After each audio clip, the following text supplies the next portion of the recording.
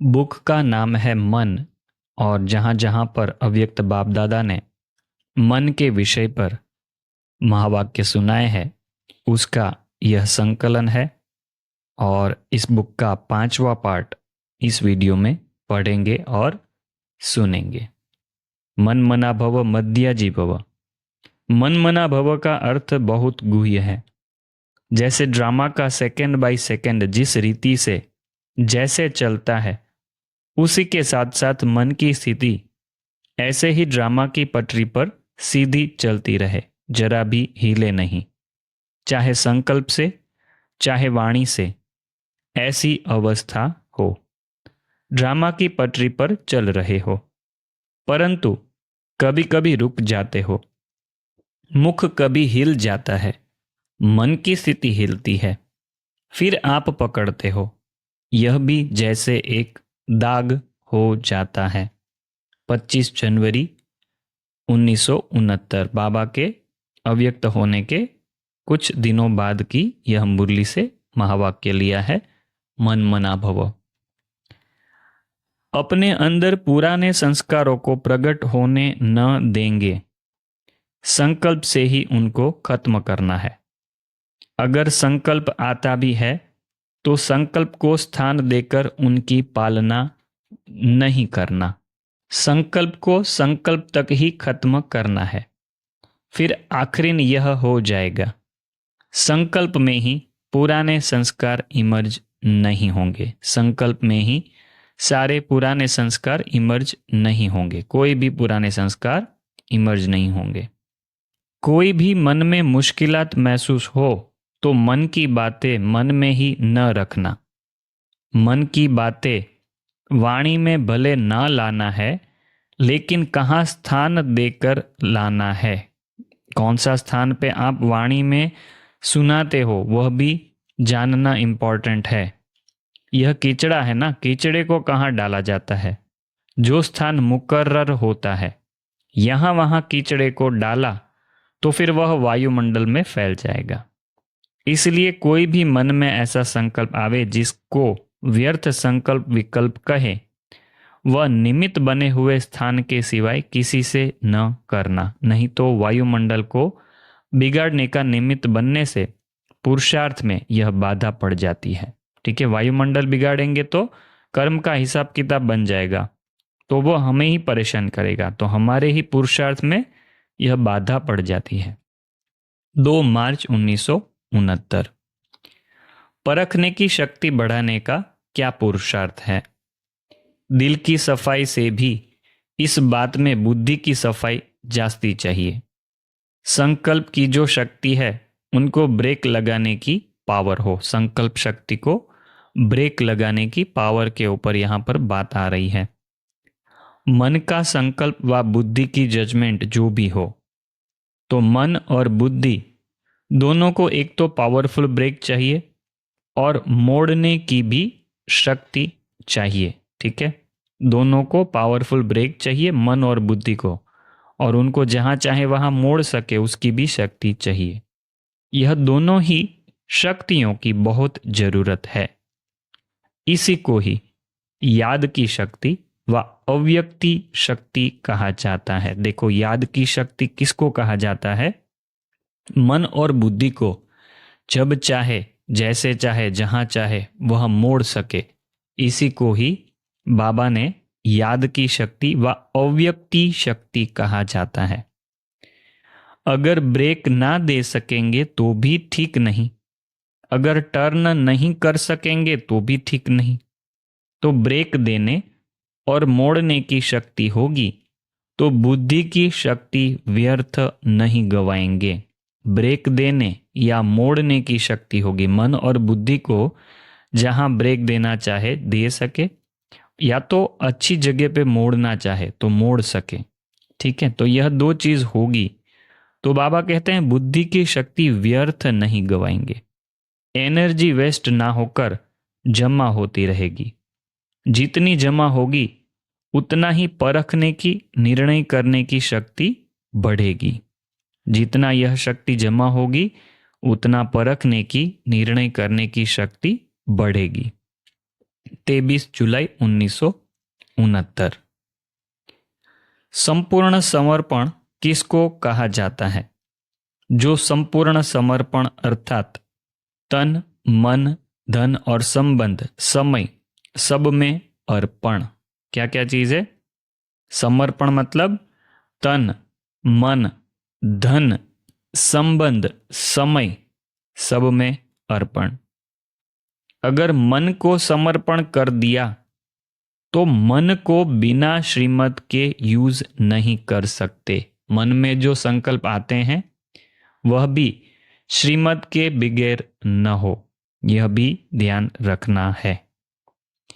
धन को श्रीमत से यूज करना तो सहज है, तन को भी यूज करना सहज है। तन को और धन को श्रीमत प्रमाण यूज करना सहज है, ऐसा बाबा कह रहे हैं। लेकिन मन सिवाय श्रीमत के एक भी संकल्प उत्पन्न नहीं करे। ठीक है, एक भी संकल्प उत्पन्न नहीं करे ऐसा। इस स्थिति को कहा जाता है संपूर्ण समर्पण। इस स्थिति को कहा जाता है संपूर्ण समर्पण। इसलिए ही मन मना भव का मुख्य मंत्र है। अगर मन संपूर्ण समर्पण है तो तन, मन, धन, समय, संबंध शीघ्र ही उस तरफ लग जाता है। मन जहां पर समर्पण है, बाबा कहते हैं बाकी सब चीजें अपने आप वहां पर लग जाएगी।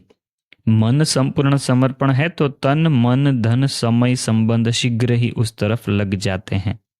तो मुख्य बात ही है मन को समर्पण करना। यह मुख्य बात है कि मन को समर्पण करना, अर्थात व्यर्थ संकल्प विकल्पों को समर्पण करना। वही परख है संपूर्ण परवाने की। संपूर्ण समर्पण वालों को मन में सिवाय उनके मतलब बाप दादा के गुण, कर्तव्य और संबंध की कौन सी तीन चीजें ही मन में रहेगी? उनके बाप दादा के गुण, कर्तव्य और संबंध। उसके अलावा और कुछ सूझता ही नहीं। 3 अक्टूबर 1969। मन में जो संकल्प उठेगा वह आपके पास पहले ही पहुंच जाएगा। बोलने सुनने की आवश्यकता नहीं। लेकिन यह तब होगा जब औरों के संकल्पों को रीड करने के लिए अपने संकल्पों के ऊपर फुल ब्रेक होगी। ठीक है, अपने संकल्पों के ऊपर फुल ब्रेक होनी चाहिए, तभी दूसरों के संकल्प जान सकेंगे। ब्रेक पावरफुल हो। अगर अपने संकल्पों को समेट न सकेंगे तो दूसरों के संकल्पों को समझ नहीं सकेंगे। अपने संकल्प का विस्तार है, फैले हुए हैं, समेटा नहीं है, तो दूसरों के संकल्पों को समझ नहीं सकेंगे। इसलिए सुनाया था कि संकल्पों का विस्तार बंद करते चलो। जितनी जितनी संकल्पों को समेटने की शक्ति होगी उतना उतना औरों के संकल्पों को समझने की भी शक्ति होगी। जितनी जितनी अपने संकल्पों को समेटने की शक्ति होगी उतना उतना औरों के संकल्पों को समझने की भी शक्ति होगी। अपने संकल्पों के विस्तार में जाने के कारण अपने को ही नहीं समझ सकते हो तो दूसरों को क्या समझेंगे? अभी यहां पर बहुत बड़ा राज आया है। बाबा ने कहा अपने संकल्पों के विस्तार में जाने के कारण, तो हम जो विचार करते हैं ना उसमें बहुत डूब जाते हैं। तो बाबा कहते हैं खुद के संकल्पों के विस्तार में जा रहे हो ना, बहुत ज्यादा, जरूरत से ज्यादा, इसके कारण खुद को ही नहीं समझ सकते हो।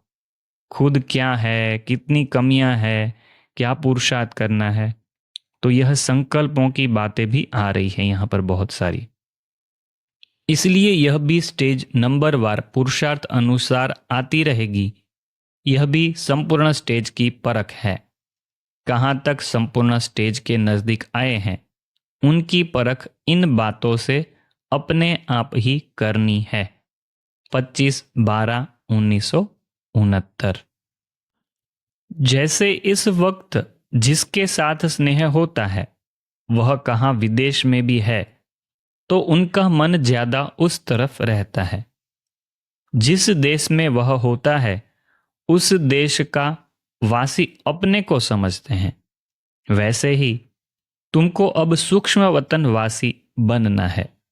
सूक्ष्म वतन को स्थूल वतन में इमर्ज करते हो व खुद को सूक्ष्म वतन में साथ समझते हो। क्या समझते हो? सूक्ष्म वतन वासी बाप को यहां इमर्ज करते हो व अपने को भी सूक्ष्म वतन वासी बनाकर साथ रहते हो। बाप दादा तो यही समझते हैं कि स्थूल वतन में रहते भी सूक्ष्म वतन वासी बन जाते। यहां भी जो बुलाते हो यह भी सूक्ष्म वतन के वातावरण में ही सूक्ष्म से सर्विस ले सकते हो। अव्यक्त स्थिति में स्थित होकर मदद ले सकते हो। खुद अगर अव्यक्त स्थिति में रहेंगे तो बाबा की मदद मिल सकती है। व्यक्त रूप में अव्यक्त मदद मिल सकती है। अभी ज्यादा समय अपने को फरिश्ते ही समझो। खुद को क्या समझना है? हमेशा हम फरिश्ते हैं। फरिश्तों की दुनिया में रहने से बहुत ही हल्कापन अनुभव होगा।